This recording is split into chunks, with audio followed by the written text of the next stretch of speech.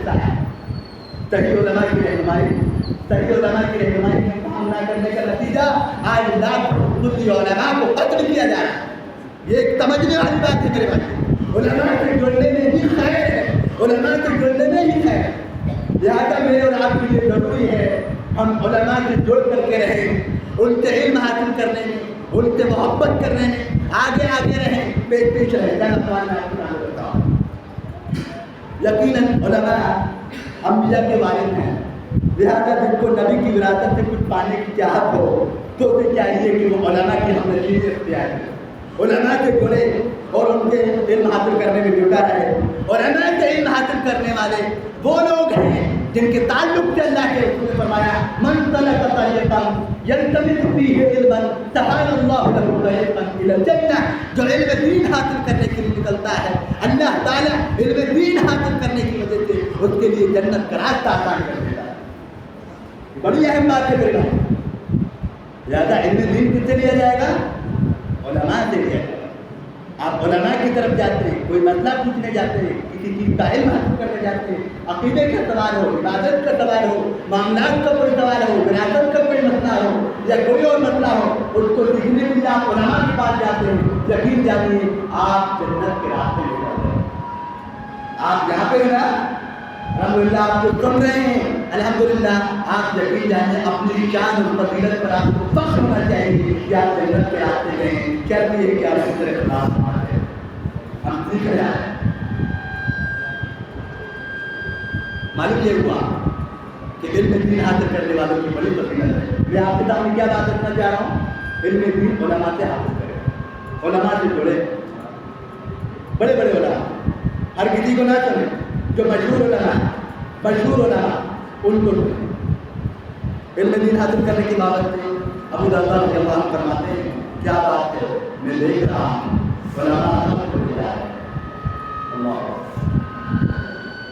یہ کب کی بات؟ حضرت ابو درداء اپنے دور میں کہہ رہے ہیں، ابو درداء رضی اللہ عنہ اپنے دور میں کہہ رہے ہیں، کیا کہہ رہے ہیں؟ کیا بات ہے لوگوں، میں دیکھ رہا ہوں کہ علماء ختم ہوتے جا رہے ہیں اور جو لوگ نادان ہیں، جاہل ہیں، وہ علماء سے علم حاصل نہیں کر رہے۔ کون سا دور ہے؟ تابعین کا دور ہے۔ اس وقت حضرت ابو درداء رضی اللہ عنہ کہہ رہے ہیں، اللہ اکبر۔ لہذا ضروری ہے کہ علم علماء سے لیا جائے، اس سے پہلے کہ علم کو اٹھا لیا جائے، کیونکہ علماء کا اڑ جانا علم کا اڑ جانا ہے۔ دوسرا قول کیا ہے؟ حضرت عبداللہ بن مسعود رضی اللہ عنہ فرماتے ہیں در حقیقت کوئی عالم نہیں بن سکتا، لیکن عالمی بن کر پیدا نہیں ہوتا، اسے علم حاصل کرنے کے لیے گھر سے باہر نکلنا ہوتا ہے۔ چونکہ سلف صالحین اس بات کو بخوبی علم تھا، اس لیے وہ علم سیکھنے کے لیے بڑے حریص ہوا کرتے تھے، علم حاصل کرنے کے لیے بڑے حریص ہوا کرتے تھے۔ عبد الرحمن بن مہدی رحمہ اللہ فرماتے ہیں بہت پتے کی بات ہمارے علم لوگوں کے طالب علم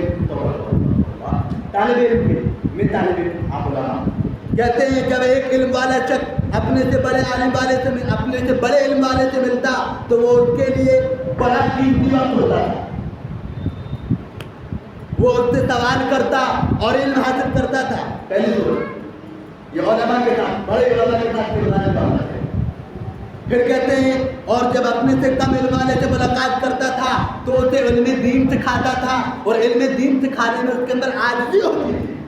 اللہ اکبر، کیا دور ہوتا بتائیے آپ، عاجزی انکساری ہوتی تھی علم دین سکھانے میں، بڑے عالم کو چھوڑ کے طالب علم کو علم دین سکھانے میں عاجزی کا مظاہرہ کرتے تھے، طلب طالب کہتے تھے۔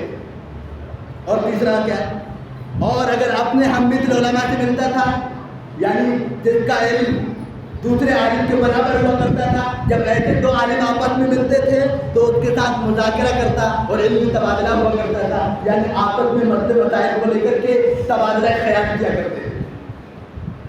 یہ طرف والے علماء سے جڑنے کی ضرورت۔ محمود بن مہران فرماتے ہیں علماء کرام ہر علاقے میں میری متاع گمشدہ ہے، یعنی ایسی چیز ہے، میری ایسی چیز ہے جو کھو گئی ہے۔ ہر علاقے میں میرے لیے علماء متاع گمشدہ ہے، وہ میری چاہت اور آرزو ہے، یہاں تک کہ میں انہیں پالوں، میں انہیں پالوں. میں اپنے دل کی نیکی علماء کی ہم نشینی